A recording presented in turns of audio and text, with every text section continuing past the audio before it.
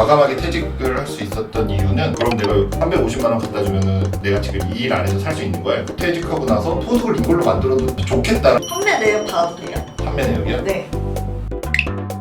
안녕하세요. 오늘은 제가 어떤 분을 소개해드리려고 하거든요. 20년 다닌 직장을 칼같이 퇴사하셨습니다. 엄청 과감하게 현실적으로 쉽지 않거든요. 하셨어요. 그리고 오히려 퇴사 후에 안정적이고 건강한 삶을 살고 계십니다. 많은 시청자분들께서 이 영상이 조금이나마 고민을 풀어가시는데 도움이 됐으면 하는 바람에 이분을 소개해드리고 싶습니다. 소호랑님입니다. 안녕하세요. 소호랑의 전기생활 블로그를 운영하고 있는 소호랑입니다. 제가 이렇게 알게 된 지 3년이 됐어요. 저희가 모임에서 만났는데 3년 전에 퇴사를 하고 싶은데 좀 고민이 있습니다 라고 하셨던 직장인으로서 만나서 3년 동안 계속 이분을 배워온 거예요. 꼭 소개시켜드려야 돼, 꼭. 왜냐면 이 이야기가 너무 좋기 때문에 오늘 이야기를 3단계로 준비를 했거든요. 퇴사를 마음먹고 어떻게 준비를 했는지, 그리고 두 번째는 가장 수익이 중요하잖아요. 뭐든지 하고 싶은 거 하려면 돈이 드니까 그걸 어떻게 준비했는지, 그래서 진짜 실제 테스트했을 때 수익이 됐는지 이런 과정과, 그리고 세 번째는 퇴사 후, 그 후를 한번 다시 이야기를 해보도록 하겠습니다. 그래서 첫 번째 단계부터 이야기해 주시면 됩니다.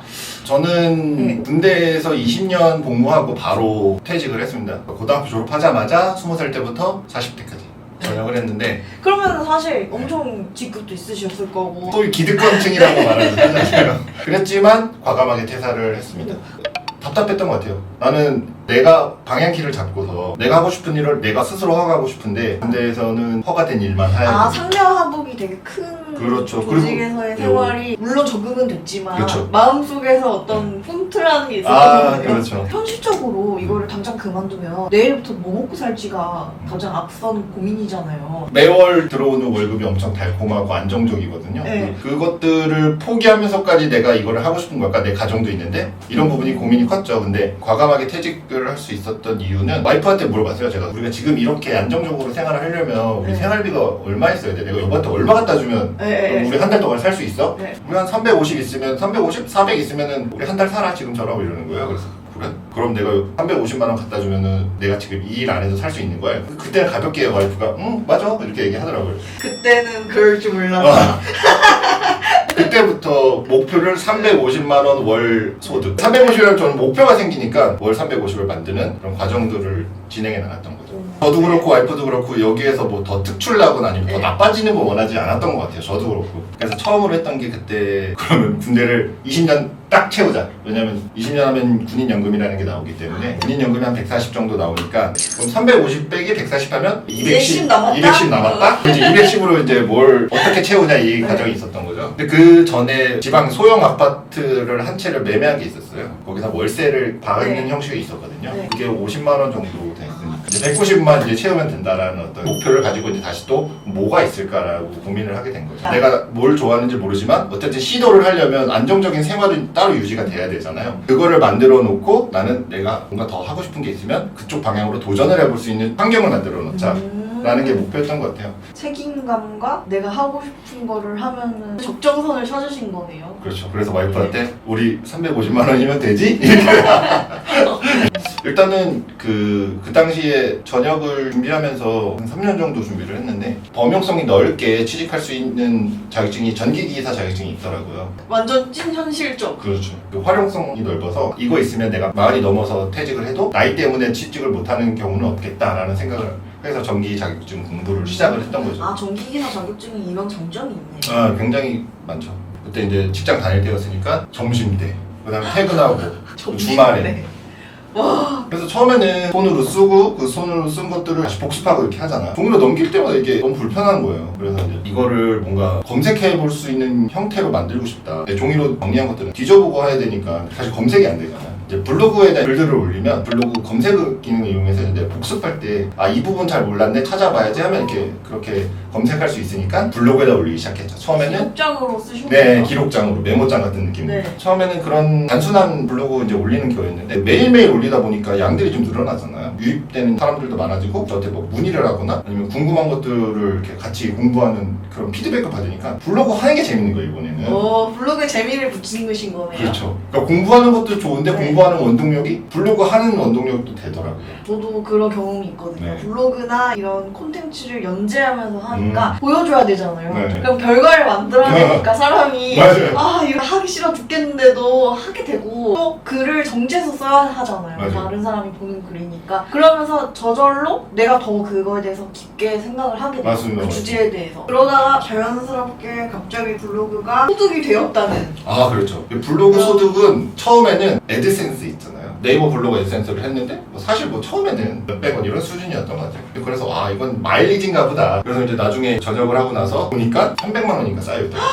한 번도 꺼내보진 않았는데 전역하고 나서 꺼내보니까 그게 300만 원이 되는 거예요. 평균을 내보니까 월 10만 원 정도 애드센스 수익이 있다고. 진짜 대박이다. 상태에서? 선생님이 뚜렷하셨던 거네요. 비전공자, 직장인 직장인 병행하고 제2의 직업을 원해서 공부하시는 분들. 제2의 직업 원하는. 여기에서 뭔가 타겟팅이 됐다는 게 느껴지더라고요. 어떻게 보면 블로그도 그냥 만인을 위한 정보보다는 어떤 특정한 타겟팅이 되면 훨씬 더 그 사람들은 받아들이기 편하잖아요. 팬이 되기도 쉽고. 그리고 이제 공부한 개념글들을 정리해서 올리다 보니까 그게 이제 축적이 되더라고요. 전자 파일 형태로 만들 수 있는 축적이 되다 보니까 댓글로 이거를 파일로 좀 받았으면 좋겠다, 구매했으면 좋겠다라는 어떤 댓글들이 이게 좀 그게 시작이었군요. 네, 그게 시작이었던 것 같아요. 퇴직하고 나서 소득을 이걸로 만들어도 좋겠다라는 생각이 든 거죠. 파이프라인을 여기서 만들 수 있구나 하게 된 거죠, 도전. 그래서 이제 저는 이제 전자책은 아니고 어떻게 보면 수험 보조교재 같은 느낌이다 보니까 필기노트 공유하는 느낌. 네네네 맞아요. 정확히 그거 같아요. 왜냐면 그림도 들어가고 이 그림을 내가 설명한 것들이 또 보조대로 들어가고 네. 하다 보니까 그래서 저는 서브노트라는 예. 개념을 가지고 만든 거예요. 그러니까 교재라기보다는 초등 전과에 보면은 문제도 있지만 그 문제 풀이가 더 길잖아요. 그런 개념으로 저는 서브노트를 만들어서 팔아보자. 아니다. 그 서브노트를 만들어서 이분들에게 좀 더 도움이 됐으면 크몽의 교육 템플릿으로 이제 자료를 올리기 시작했죠. 판매 내역 봐도 돼요? 판매 내역이요? 네. 이렇게 수익이 나기 시작한 게 사실 꾸준하게 난 거는 24년 말부터 이렇게 좀 꾸준하게 나왔던 것 같아요. 이것도 계절 상품이었어요. 시즌 상품인 것 같아요. 왜냐면 1년에 3번 정도 시험이 있거든요. 사실 너무 괜찮은 게 뭐냐면 합격한 사람들은 나가고 나가죠. 또다시 네. 준비생들이 들어와서 그렇죠. 와우 저번 달에 180 넘었습니다. 크몽에서 자동으로 들어오는 것만 해도 200이라는 거의. 평균으로 따지면 저는 100 정도로 생각하고 있어요. 왜냐면 더 적은 날도 있기 때문에 편차가 있어서 그러면 이제 얼마 남은 거죠? 제가 목표로 했던 게 350만 원이었잖아요. 네. 벌써 이제 60만 원밖에 안 남았어요. 블로그 애드센스를 월 한 10만 원 정도 아, 네, 나오잖아요. 그렇죠. 이제 50만 원. 그럼 50만 원이네요?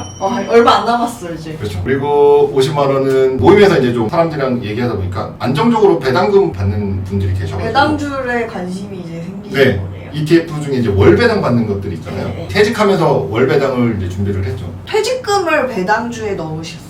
그거는 아니었고요. 네. 한 1년 전부터 월 배당에다가 계속 적립을 해놨고 그 덩어리가 좀 커지다 보니까 거기서 이제 월로 한 50만 원 정도 월 배당이 나오면서 딱 350이 채워지고 패시브한 인컴들이 350이 만들어지는 거를 목표로 하다 보니까 이렇게 네. 쪼개서 되는 것 같아요. 완전히 안정적이에요 어떻게 보면은. 수익원을 좀 다양하게 만들면 하나의 자산이 무너지더라도 다른 부분에서 채워지는 부분이 있으니까 좀 다각화하는 방법 너무 좋은 것 같아요. 여기서 중요한 건 근로소득을 아직 하나는 남아있다는 거죠. 나 한 발 남았어. 아직 이분 한 발 남았습니다. 근로소득이 아직 일은 아니고. 시작도 안 했어. 지금 어떻게 보면은 실제로 그 본업이라는 걸 시작도 안 하는 건데도 지금 나오는 거잖아요. 근로소득이 아닌 이 금액으로 만들어 놓은 게 다행이라고 생각한 게 아직 몸이 그래도 건강하고 일을 할 수 있으니까 또 자격증을 취득했고 네. 이것들이 수익이 안 나더라도 내 근로소득으로 그걸 채울 수 있기 때문에 되게 안전장치 역할을 해주는 것 같아요. 의지가 지금 막 들었어요. 아. 너무 멋있어요.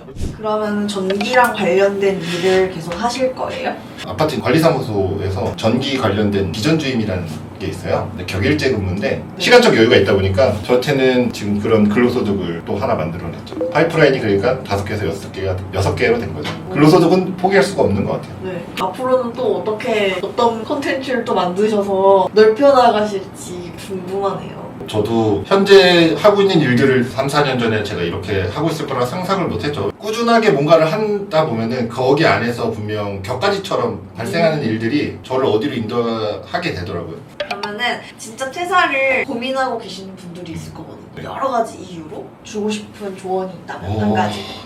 제가 직장 생활을 오래 하고 나서 퇴사를 하고서 제일 크게 느낀 거는 회사가 짜준 시간표대로 살다 보니까 자유인이 돼서 자유시간이 생기면 활용할 수 있는 게 하나도 없다는 생각보다 시간이 많이 남아요?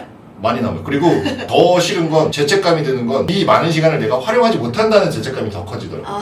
그래서 저는 하나 꼭 당부하고 싶은 건 사람마다 루틴은 다르겠지만 그 루틴화를 꼭 시키고 저기 퇴사를 해라. 뭔가 다른 걸 준비하더라도 나만의 루틴이 없으면 진짜 시간을 버리는 상황이 너무 많이 발생하더라고요.